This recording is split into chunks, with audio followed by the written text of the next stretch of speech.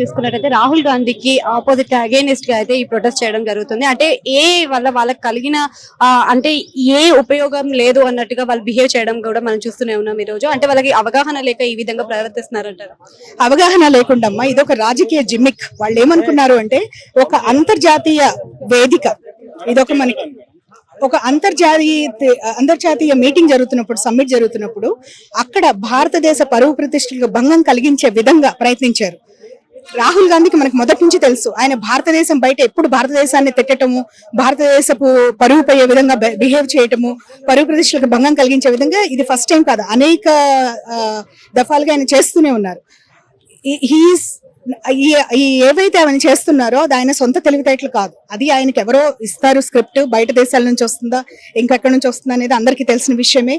ఆ స్క్రిప్ట్ ముందు పెట్టుకొని ఆయన చేస్తారు. ఒక హ్యాండ్ఫుల్ ఆఫ్ యువజన కాంగ్రెస్ కార్యకర్తల్ని అర్ధనగ్నంగా మీరు వెళ్లి ప్రదర్శన చేయండి ఈ గ్లోబల్ సమ్మిట్ లో అని ఆయన చెప్పటం వెనకాలే ఆయనకి ఎంత ఆయన తెలివితేటలు ఏంటో అక్కడే తెలిసిపోతుంది. ఎందుకంటే 86 దేశాలు పార్టిసిపేట్ చేస్తున్న ఒక అత్యంత ప్రతిష్టాత్మకమైన గ్లోబల్ సమ్మిట్ లో ఈ విధంగా యుఎస్ ట్రేడ్ డీల్ మీద ప్రొటెస్ట్ చేయటం అనేది చాలా విచారకరం.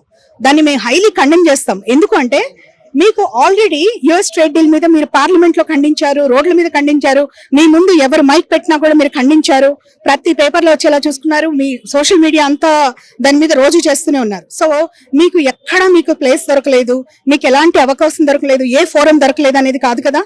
ఇలాంటి ఒక అంతర్జాతీయంగా భారతదేశం ఒక అత్యంత ప్రతిష్టాత్మకమైన ఒక సమ్మిట్ ని మనం హోస్ట్ చేసే అవకాశం వచ్చినప్పుడు ఇంతమంది దేశాల ప్రతినిధులు, ఇంతమంది యువత, ఇంతమంది మేధావులు పార్టిసిపేట్ చేస్తున్న ఇలాంటి ఒక సమ్మిట్ లో ఇలా వెళ్లి ప్రదర్శన చేయటం వల్ల దేశానికి ఒరిగేది ఏంటి? పరువు ప్రతిష్టలు పోవడం వల్ల.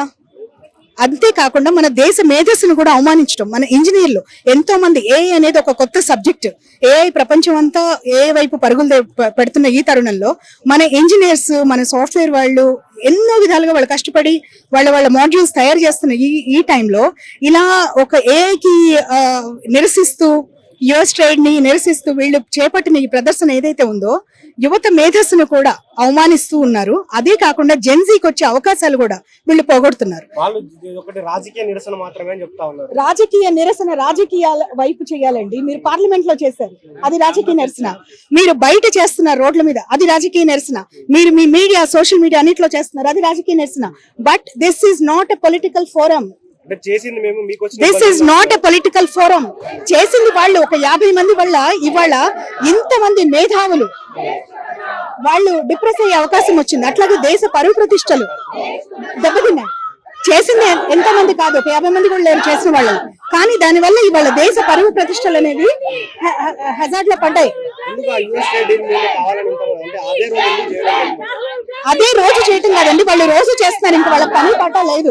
వాళ్ళు అసలు యుఎస్ ట్రేడ్ డీల్ ఏంటో కూడా దాని ఫైనలైజేషన్ అవ్వలేదు, ఇంకా అది చదవరు. 18% నుంచి 10% కి పడింది. ఇవన్నీ తెలిసి కూడా వెళ్ళి చేశారు వాళ్ళు. ఇవన్నీ చేస్తూనే ఉన్నారు. వాళ్ళకి రోజు ఏదో ఒక టాపిక్ కావాలి, ఏదో ఒక సెన్సేషన్ క్రియేట్ చేద్దాం అనుకున్నారు. అన్నిటికి మించి ఏంటంటే జెన్జీ ప్రొటెస్ట్ కింద దీన్ని కలర్ చేద్దామని చూసారు. బట్ జెన్జీ ప్రొటెస్ట్ అనేది ఇలా రాదు. లక్షలాది మంది రోడ్లు ఎక్కుతారు. జెన్జీకి నిజంగా నిరసన తెలపాలనుకున్నా, వాళ్ళ కోపాన్ని వెళ్ళగెక్కాలనుకున్నా, వాళ్ళకున్న అసంతృప్తి వెళ్ళగెక్కాలనుకున్నా లక్షలాది మంది రోడ్లు ఎక్కుతారు. మీరు నేపాల్ చూడండి, బంగ్లాదేశ్ చూడండి, లేదు మీరు శ్రీలంక చూడంండి, అక్కడ లక్షలాది మంది స్పాంటేనియస్ గా వచ్చారు రోడ్ల మీదకి. అంటే over night it happens, something triggers it and over night అవుతుంది. ఇది ఇలా ప్లాన్డ్ గా ఒక పార్టీ అధ్యక్షుడు, పర్టికులర్లీ లీడర్ ఆఫ్ అపోజిషన్, వాళ్ళు ఆయనకి సంబంధం కాకపోతే యువజన కాంగ్రెస్ చేసేదానికి కాంగ్రెస్ అధ్యక్షుడికి సంబంధం లేకపోతే ఇంకెవరికి ఉంటుంది? ఇప్పుడు మేము ఇక్కడ నిరసన చేస్తున్నాము, మా పార్టీ అధ్యక్షుడు మాకు సంబంధం లేదని అంటారా? మహిళా మోర్చా ఎవరి కింద ఉంటుంది? స్టేట్ యూనిట్ కింద ఉంటుంది, నేషనల్ యూనిట్ కింద. ఇప్పుడు మా నేషనల్ మహిళా మోర్చా వాళ్ళు కాల్ఫర్ చేశారు. ఇది కాల్ఫర్ చేసినప్పుడు దీని బాధ్యత ఏదైనా నేషనల్ మహిళా మోర్చా తీసుకుంటుంది.